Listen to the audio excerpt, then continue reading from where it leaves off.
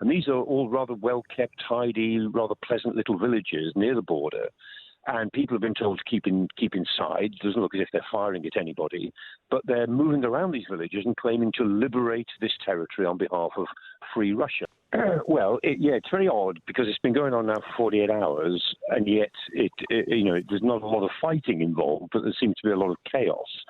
There's the two groups. One is called the RFL, it's the Freedom of Russia Legion, who seem to be taking most of the credit for this, and they're backed up by another group called the RDK, the Russian Volunteer Corps, and they're all made up of Russians, but they fight as they call themselves battalions, fighting for the International Legion in Ukraine.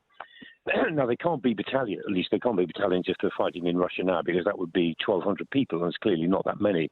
So there's a few dozen of them with some equipment. We're not quite clear how much, but they've certainly got some armoured equipment, and they've got some 30mm cannons by the look of it, and we've seen at least one tank. And they seem to have moved in on a series of villages just over the border near Belgorod. It's villages called Kazinka and Glatove and Goropodil.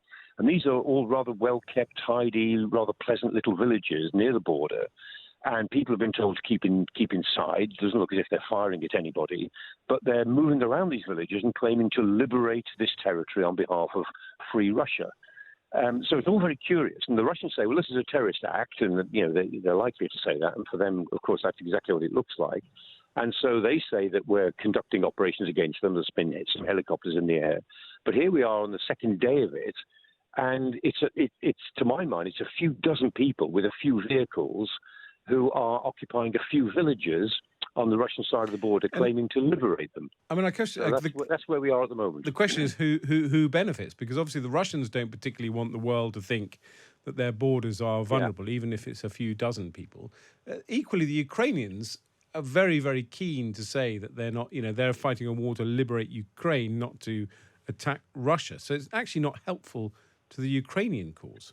No, very good point, because I think that Ukraine's got a lot more to lose from the propaganda war than it has to gain. I'm sure that Ukraine didn't set this up. I mean, this has been set up by all these people are Russian nationals, remember, though they choose to fight for Ukraine, which is fine, that's their choice. But I'm sure Ukraine didn't set this up. The question is, did they know about it? Are they somehow complicit with letting it happen? Because if they are, they're very foolish, because they've got a lot more to lose from this than to gain from it. I mean, sure, the Russians are embarrassed, and, their embarrassment just grows the more this group goes on existing, as it were, without being captured or rounded up or killed. But against that, this plays exactly to President Putin's narrative. He says, look, these people are terrorists, and look, they're attacking us. They're attacking our villages. They're on our side of the border. That is exactly what he wants the rest of Russia to believe. And what the West is saying, this has nothing to do with attacking Russia. This is all about you attacking a neighbor, invading Ukraine. And so as soon as it muddies that basic message, it actually upsets people in the West. And the quickest way for Ukraine to lose this war would be to attack Russia with Western equipment, because then it loses Western support, loses the war. The quickest route to defeat for Ukraine would be to do this sort of thing. So what these guys are just, it sounds to me, acting completely on their own. And the depressing thing is this is not the start of some great uprising against Putin. No. I mean, despite hundreds of thousands of Russians have left Russia, but Putin retains, doesn't he, this iron grip, both on his government and on his people. Yes, he does. And there's no avenue for people to protest if they want to protest. It just doesn't happen. And so if he is to be removed, as I'm sure he will be at some point, it will be by the Siloviki, the people around him, the security and the military, because they're the ones who have been blamed and for what goes wrong. They've been sacked, they're falling out of windows, they've been poisoned. Eventually, that will kick back on Putin as his circle gets more and more narrow. But how long that will take, we don't know. And the other thing we should point out, I mean, nobody's got control over some of these groups on both sides, but both with the Wagner group and with some of the International Legion. There are groups, there are gangs, and these people are neo-Nazis. They're soccer hooligans. They've come out of the soccer hooligan neo-Nazi cults, and they fight for both sides in this war. It's astonishing how many neo-Nazis you'll come across on both sides of the border, and they're all fighting in these sort of irregular units who are only loosely associated with the main armies that are fighting. And so it's very easy for both sides to say, what a bunch of neo-Nazis we're fighting. And the Russians are not wrong when they point to some of these RFL people and these RDK people and say, look, they're Nazis. Yes, they are. They're not wrong about that. Just as the Ukrainians are not wrong when they point to Prigozhin and the Wagner group and say, look at the bunch of Nazis fighting us. Both of them are correct.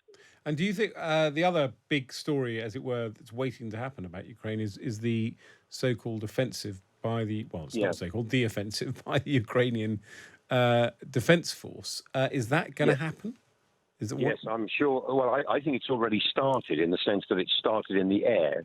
We can see the tempo of air operations in the last 2 weeks is considerably higher now. So those preparatory battles are already taking place. I don't think the Ukrainian offensive can be many days away now because the weather is good for them. The ground is hard again. They'll be able to use their armor most efficiently.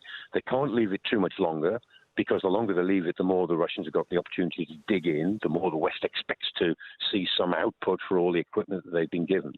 So I don't think we're very far away at all. But, I mean, it's a bit like the D-Day invasion of 1944. Everyone knows it's going to happen, but only a few people know exactly when or exactly where. And those are the elements of surprise that the Ukrainians in Kiev have got now to play with. Deception operations, maybe a few feints, some decoys, and then at some point, the real McCoy, the heavy metal, has got to start to make a breakthrough somewhere at a time and a place of their choosing. Brilliant. Thank you so much, Professor Michael Clark, former director of the Royal United Services Institute and defence analyst, giving us the update from Ukraine.